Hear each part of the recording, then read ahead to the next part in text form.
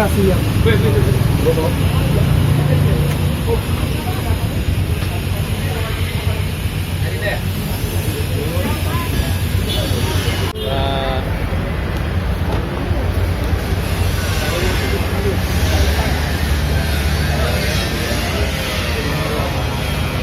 Kerja ya? Iya dong bang, kan bekerja paham.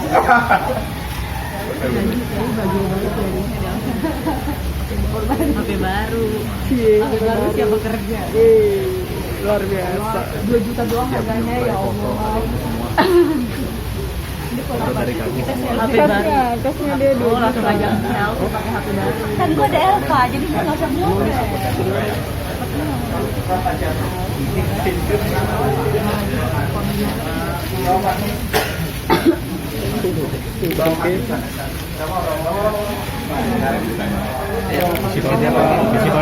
Siapa di? Bu Meganya mana? Meganya mana? Meganya nggak? Bukan ya? Ada. Udah ya, bisa dibuka. Baik, rekan-rekan media, rekan-rekan wartawan, baik media cetak, media televisi, semua yang hadir di sini.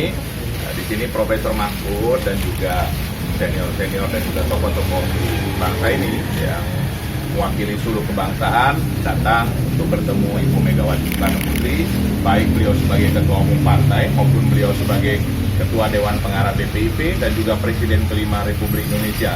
Tentu ibu bapak yang hadir di sini tentu punya maksud kedatangan di mana melihat situasi bangsa kita pada saat ini dan keinginan beliau semua untuk agar semua bisa bersama-sama dengan baik tentu merajut kebangsaan yang ada di Indonesia ini. Maka beliau-beliau sebagai tokoh ingin bertemu dengan Ibu Mega dan bersilaturahmi dan juga ingin berdiskusi mengenai apa-apa yang harus dilakukan ke depan ini, apalagi menyangkut dengan selesainya proses demokrasi yang baru dijalani.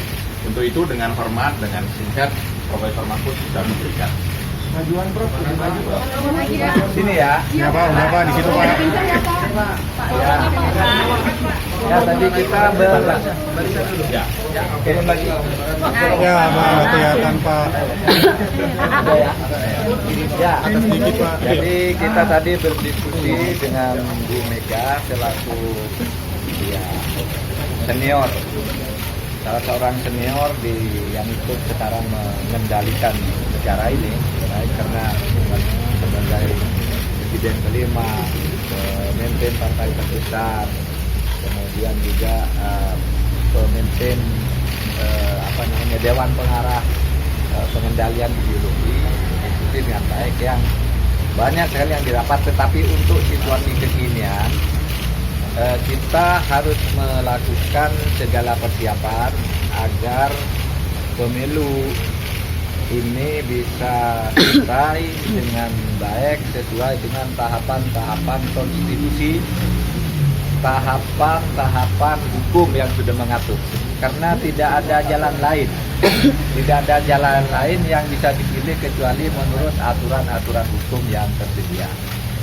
Bu Mega sangat optimis bahwa semua pihak punya bekal kejiwaan dan semangat untuk kita tetap bersatu sesudah pemilu itu, karena pada dasarnya kita menyadari pemilu itu justru untuk memberi kesempatan kepada rakyat, istilah Bu Mega tadi, melakukan people power yang sesungguhnya. People power yang sesungguhnya itu rakyat memberi suara ketika pemilu, dan itu harus diikuti dengan penuh kesatria. Ini hasilnya, dan kalau ada masalah selesaikan secara hukum. Secara hukum, kalau dari pandangan saya dulu kebangsaan, kalau tanggal 25 itu nanti sudah disahkan, ya selesai. Kalau tidak, nanti ada yang tidak puas bisa bawa ke MK dalam waktu 3 hari. Tanggal 22 ditetapkan, paling lama tanggal 25 itu ada gugatan ke MK. Kalau tanggal 25 jam 00 itu tidak ada, berarti tanggal 26 itu sudah ada presiden baru yang siap dilantik kembali pada bulan Oktober. Dan kita optimis semuanya akan mengikuti mekanisme itu. Kita membaca situasi secara nasional, alhamdulillah. Ya ada riak-riak, tetapi pada umumnya kita boleh optimis, ya sambil berdoa itu saja agar semuanya berjalan baik. Itu saja tadi. Prof, pada tanggal 22 ini kan ada takutnya ada people power atau apa, ada imbauan dari Bu Mega nggak terkait hal itu? Ya itu semuanya harus menyadari bahwa kita ini punya negara, harus kita jaga bersama. Artinya memang tanggal 22 itu bisa saja, tapi semuanya saya kira sudah menyiapkan diri untuk melaksanakan itu secara baik. Bagaimana sebetulnya peran Bu Mega secara politik dalam proses rekonsiliasi ini? Di satu sama beliau juga merupakan bagian dari kubu yang sedang bertarung. Justru itu kembali ke konstitusi. Di posisi manapun kita, apakah ada di sana, apa di sini atau di sana, tapi kalau kembali ke konstitusi, mekanisme yang sudah disepakati, semuanya akan berakhir baik. Toh pada akhirnya nanti sesudah selesai, kita tidak pasti akan menyelenggarakan negara ini secara gotong royong lagi. Tidak bisa yang menang ngambil seluruhnya, yang kalah tersingkir seluruhnya, pun tidak biasa di Indonesia. Kita akan gotong royong. Pakar politik Pak Sandi bilang inisiator rekonsiliasi sebaiknya datang dari tokoh-tokoh yang tidak terlalu berpihak terhadap politik. Bagaimana pendapat Bapak? Ya semualah, menurut saya semuanya harus pada kesadaran yang sama untuk rekonsiliasi. Tidak usah di kota-kota, yang di sana jangan, di sini jangan, yang di tengah itu siapa, selalu juga sulit. Mari kita semuanya yang punya kesadaran itu sekarang mendorong ke arah rekonsiliasi itu, karena tadi dari Ibu Mega kita punya modal yang sangat besar bangsa ini untuk tetap bersatu sebenarnya, kalau tidak mau terprovokasi oleh sempalan-sempalan ideologi. Kemarin mereka kan 02 kan tidak mau ke MK. Tidak percaya ada gunanya begitu. Ya tidak apa-apa. Makanya saya katakan kalau mereka tidak mau ke MK, secara hukum pemilu itu sudah selesai tanggal 25 dan tidak ada jalan lain yang bisa ditempuh untuk menyelesaikan kecuali secara hukum.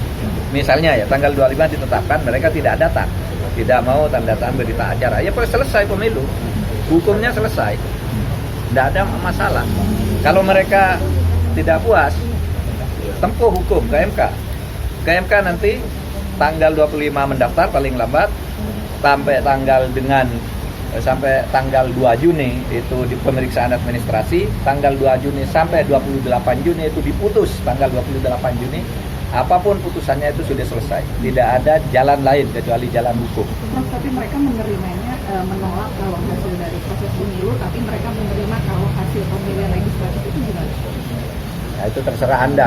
Anda sudah tahu jawabannya kalau itu Tapi kata. itu membuat MK jadi tidak dipercaya gitu. Jadi MK tidak dipercaya gitu. Iya tidak. Siapa bilang MK tidak percaya? MK itu dipercaya oleh rakyat. Yang tidak percaya itu kan provokator yang sedikit jumlahnya gitu ya, atau orang yang sedang emosional yang jumlahnya sedikit. Kalau misalnya tidak berperan ke MK, ya sudah selesai. Oke. Gitu ya. Sudah ya. Hah? Kalau saya ya, di masyarakat di bawah enggak ada apa-apa. Uang saya baca juga hasil survei 92% masyarakat sudah menganggap semuanya sudah selesai. Ini kan tinggal sedikit aja. Yang 8% itu tahapan itu. Rakyat rasanya tenang di bawah gitu. Cuma kalau Anda punya medsos itu kadang-kala tegang sekali, padahal tidak apa-apa. Gitu ya. Baik. Prof, rencana setelah ini ke siapa lagi, Prof? Mari, Prof. Terima kasih, Prof.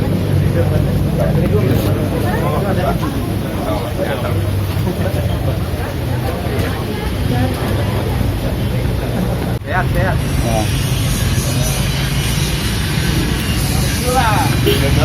Jalan.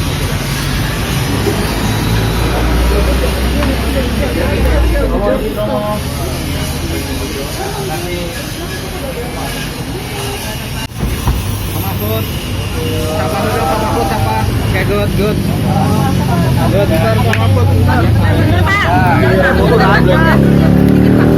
Bentar Pak.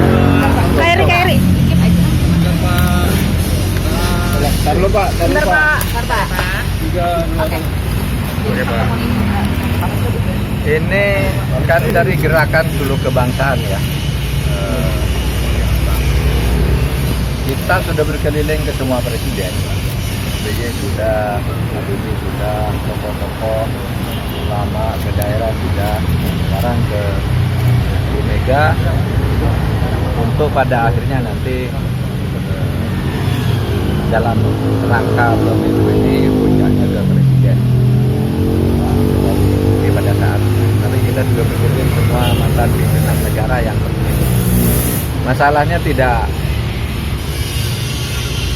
baru juga, hanya memperkuat bahwa sesudah pemilu ini semua harus bersatu, harus rekonsiliasi, karena saling tuding tidak ada gunanya.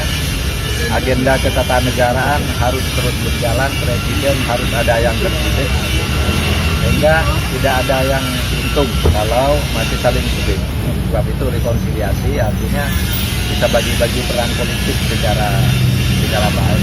Itu aja, dan kita akan menyampaikan itu di mana peran mantan presiden atau presiden kelima di dalam proses rekonsiliasi itu kita akan coba diskusikan. Itu aja dulu ya. Pak Mahfud.